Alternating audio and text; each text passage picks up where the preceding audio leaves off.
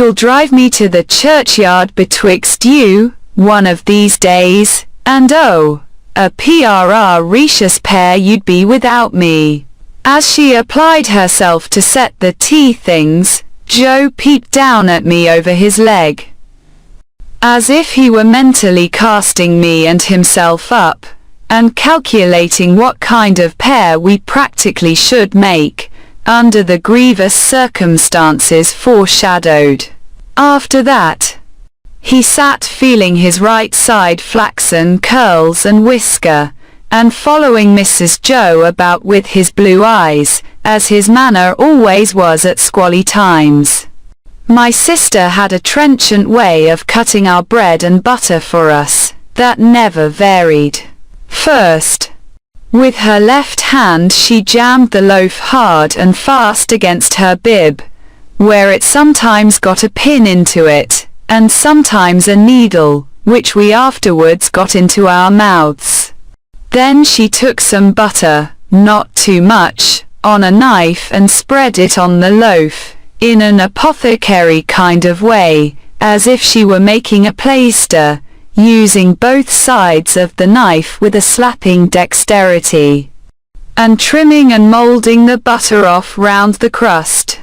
Then, she gave the knife a final smart wipe on the edge of the plaister, and then sawed a very thick round off the loaf, which she finally, before separating from the loaf, hewed into 2 halves, of which Joe got one, and I the other.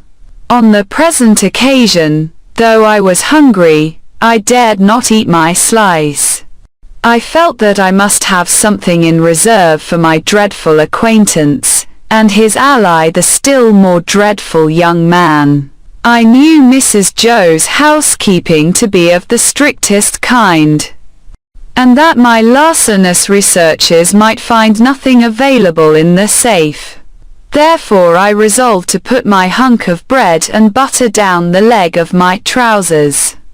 The effort of resolution necessary to the achievement of this purpose, I found to be quite awful. It was as if I had to make up my mind to leap from the top of a high house, or plunge into a great depth of water, and it was made the more difficult by the unconscious Joe, in our already mentioned Freemasonry as fellow sufferers, and in his good-natured companionship with me.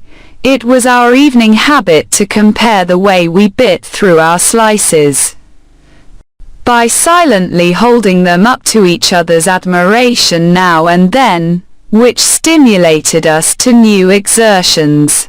Tonight, Joe several times invited me, by the display of his fast diminishing slice, to enter upon our usual friendly competition, but he found me, each time, with my yellow mug of tea on one knee, and my untouched bread and butter on the other.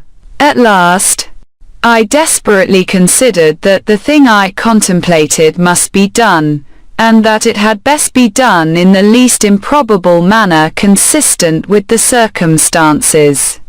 I took advantage of a moment when Joe had just looked at me, and got my bread and butter down my leg. Joe was evidently made uncomfortable by what he supposed to be my loss of appetite, and took a thoughtful bite out of his slice, which he didn't seem to enjoy. He turned it about in his mouth much longer than usual, pondering over it a good deal, and after all gulped it down like a pill. He was about to take another bite, and had just got his head on one side for a good purchase on it, when his eye fell on me, and he saw that my bread and butter was gone. The wonder and consternation with which Joe stopped on the threshold of his bite and stared at me, were too evident to escape my sister's observation. "What's the matter now?" said she, smartly, as she put down her cup. "I say, you know," muttered Joe, shaking his head at me in very serious remonstrance. "Pip, old chap, You'll do yourself a mischief. It'll stick somewhere. You can't have chawed it, Pip. What's the matter now? Repeated my sister, more sharply than before. If you can cough any trifle on it up, Pip. I'd recommend you to do it, said Joe, all aghast. Manners is manners, but still your elf's your elf. By this time, my sister was quite desperate, so she pounced on Joe, and, taking him by the two whiskers, knocked his head for a little while against the wall behind him, while I sat in the corner, looking guiltily on. Now, perhaps you'll mention what's the matter, said my sister, out of breath. You staring great stuck pig. Joe looked at her in a helpless way, then took a helpless bite, and looked at me again. You know, Pip, said Joe, solemnly, with his last bite in his cheek and speaking in a confidential voice, as if we two were quite alone, you and me is always friends. And I'd be the last to tell upon you, any time. But such a... He moved his chair and looked about the floor between us. And then again at me. Such a most uncommon bolt as that. Been bolting his food, has he? Cried my sister. You know, old chap, said Joe, looking at me, and not at Mrs. Joe. With his bite still in his cheek, I bolted, myself, when I was your age, frequent.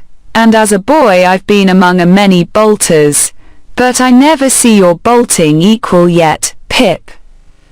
And it's a mercy you ain't bolted dead.